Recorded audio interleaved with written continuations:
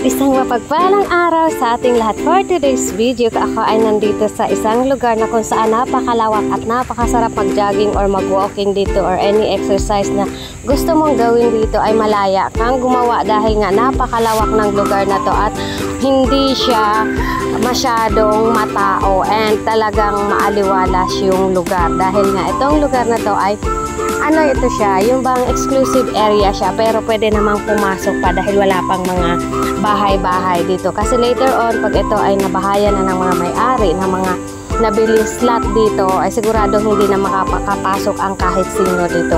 And ayan nga yung aking ginawa for today's video ay gagawa ako ng ehersisyo na kung alin lang yung aking makakayanan dahil nga sa tagal kong hindi nakapag-exercise ay hindi pwedeng biglain natin yung ating katawan na gagawin yung mga mabibigat or mahihirap na exercise dahil sasakit yung ating katawan. So ayan, mga mild lang na unat-unat yung ating kayang gawin for today's video. So ayan nga yung aking ginawa. Ay yung mga mahilig sa exercise, pag matagal kayo nakapagpahinga, uunti-untiin nyo, huwag nyo biglain yung inyong katawan dahil nga sobrang sakit sa katawan yan pag binigla yung mga mabibigat na exercise. That's my video for today. Thank you for watching guys and ingat kayo palagi at ingatan tayo palagi ng Panginoon.